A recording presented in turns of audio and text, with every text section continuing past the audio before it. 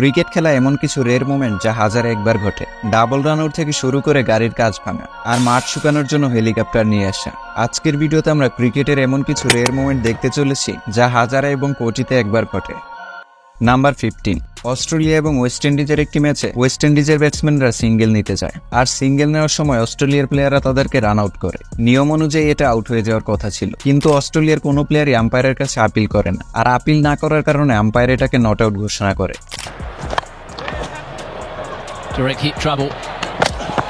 তারপর এটা নিয়ে আম্পায়ার এবং অস্ট্রেলিয়া প্লেয়ারদের মধ্যে অনেক কথা কাটাকাটি হয়।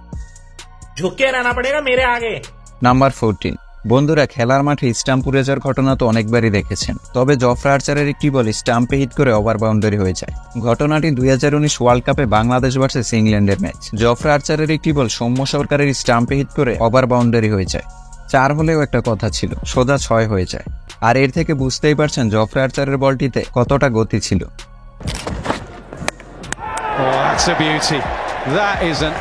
নাম্বার 13, ইন্ডিয়া ভার্সেস অস্ট্রেলিয়ার একটি ম্যাচে ব্যাটিং করছিল ডেভিড ওয়ার্নার, আর তখন বোলিং এ আসে আশ্বিন। তো আমরা তো সবাই জানি যে ডেভিড ওয়ার্নার বাম হাতে ব্যাটিং করে থাকে, তবে আশ্বিনের বলগুলো খেলতে অসুবিধা হওয়ায় সে ডান হাতে ব্যাটিং শুরু করে, আর এভাবে রাইট হ্যান্ড লেফট হ্যান্ডের চক্করে পরবর্তীতে সে এলবিডব্লিউ আউট হয়। আর এটা শুধু এবারই প্রথম নয়, বিপিএলও একবার সে ব্যাটিং সুইচ করেছিল।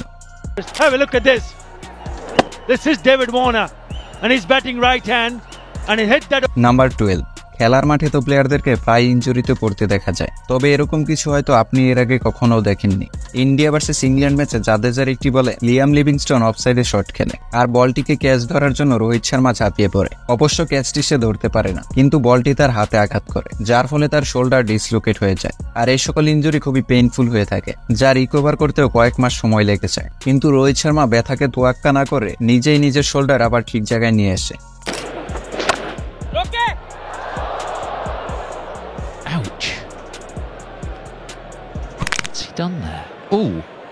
নাম্বার 11, বাউন্ডারি লাইনে ক্যাচ ধরতে তো অনেকবারই দেখেছেন, তবে আপনাদের এখন এমন একটি ক্যাচ দেখাবো যেটা ছিল খুবই হার্ডেস্ট একটি ক্যাচ, আর এরকম ক্যাচ সব সময় দেখা যায় না। ঘটনাটি নিউজিল্যান্ড টি-20 লিগের, যেখানে ব্যাটসম্যান স্ট্রেইটে শট খেলে আর বলটিকে ধরার জন্য দুজন ফিল্ডার দৌড় শুরু করে। তার মধ্যে টরি জনসন বলটিকে ক্যাচ ধরার জন্য বাউন্ডারি লাইন পর্যন্ত চলে যায়। তারপর উল্টো হয়ে ক্যাচটি ধরলেও সে জানতো যে সে ডিসব্যালেন্সড হয়ে যাবে, তাই সে বাউন্ডারিতে টাচ করার কয়েক মিলি সেকেন্ড আগে বলটি অন্য ফিল্ডারের কাছে ছুঁড়ে মারে।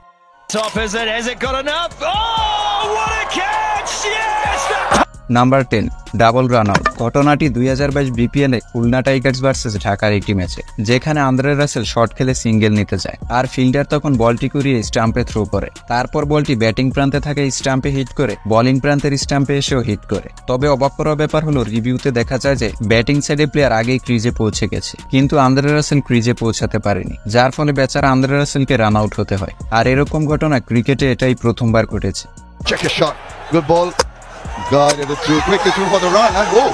নাম্বার 9, উইমেন্স আইপিএল এর একটি ম্যাচে ব্যাটসম্যান গাড়ির কাজ ভেঙে ফেলেছিল। ঘটনাটি আরসিবি ভার্সেস ইউপি ওয়ারিয়রের একটি ম্যাচ, আর আরসিবির ব্যাটসম্যান এলআইস পেরি এমন একটি 6 মেরেছিল যা শোকেসে থাকা টাটা কোম্পানি গাড়ির কাজ ভেঙে ফেলেছিল।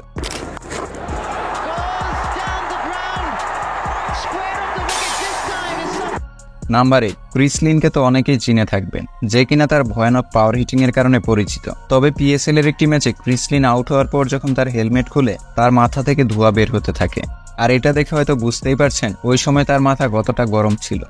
আল্লাহ কিসি কো গঞ্জা না করে ক্রিকেটার কো খাস তৌর পে ক্যোंकि। নাম্বার 7, অস্ট্রেলিয়া এবং সাউথ আফ্রিকা উইমেন্স ক্রিকেটের এই ইনসিডেন্টটি আম্পায়ারকে পর্যন্ত অবাক করে দিয়েছিল, যেখানে সাউথ আফ্রিকার বোলার মাসাতাবা ক্লাস একটি ফুল টস বল করে, আর সেটা খেলতে গিয়ে অস্ট্রেলিয়ার ব্যাটসম্যান হিট উইকেট হয়ে যায়, আর একই সাথে বলটি 6ও হয়ে যায়। তবে বলটি কোমরের অনেক উপরে হওয়ার কারণে আম্পায়ার আগেই নো বল দিয়ে দেয়। যেহেতু নো বলে রান আউট ছাড়া অন্য কোনো আউট নেই, তাই ব্যাটসম্যান আউট হয়েও বেঁচে যায়, আর এদিকে বাউন্ডারিও পেয়ে যায়।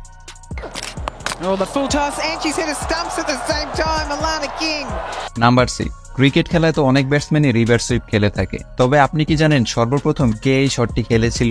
হয়তো অনেকেই জানেন না। 2006 সালে শ্রীলঙ্কার এগেইনস্টে সর্বপ্রথম রিভার্স সুইপ খেলেছিল কেভিন পিটারসন, আর তখন ওই শটটি 6 হয়েছিল। পরবর্তীতে এই শটটি নিয়ে অনেক বিতর্ক হয়েছিল, অনেক বড় বড় এক্সপার্ট এবং অ্যানালিস্টরা বলেছিল এটা রুলসের এগেইনস্ট, তবে এখনকার সময় এই শটটি খুবই কমন।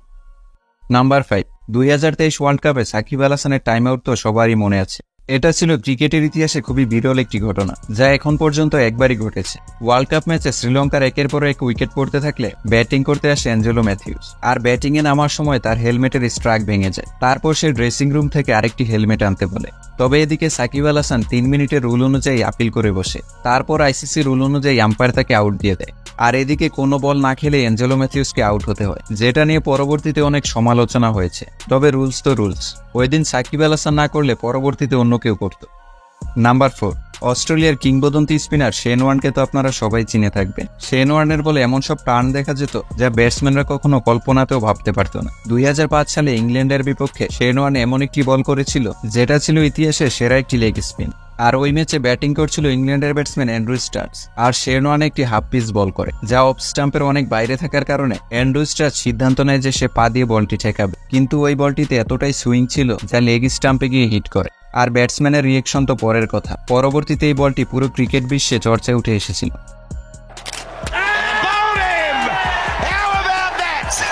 নাম্বার 3, ক্রিকেট খেলায় তো অনেক সময় বৃষ্টি হতে দেখা যায়। আর কোনো সময় তো বৃষ্টির কারণে খেলা পরিত্যক্ত হয়ে যায়।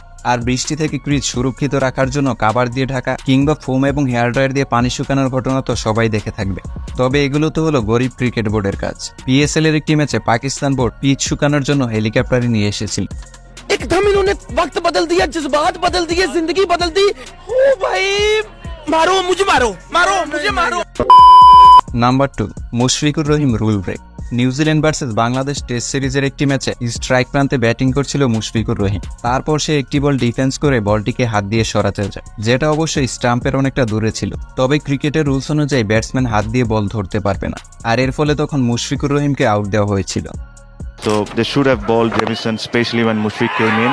And there is a big test match. He should have known you cannot do that. And number 1, অবিশ্বাস্য নট আউট। ঘটনাটি 2012 অ্যাশেজ সিরিজের একটি ম্যাচ, যেখানে অস্ট্রেলিয়ার 20 রানের টার্গেট চেস করছিল ইংল্যান্ড। আর তখন ইনিংসের 31তম ওভার করতে আসে ক্যামেরন গ্রিন। তখন তার করে একটি ইনসুইং ডেলিভারি বেন স্টোক ছেড়ে দেয়, আর বলটি তখন স্টাম্পের সাথে হিট করে। আর এটা দেখে ফিল্ডাররা সবাই সেলিব্রেট করতে থাকে। তবে অবাক করা ব্যাপার হলো, এত জোরে বলটি স্টাম্পে হিট করেও স্টাম্পের বেল একটুও নড়েনি। তারপর এটিকে নট আউট দেওয়া হয়।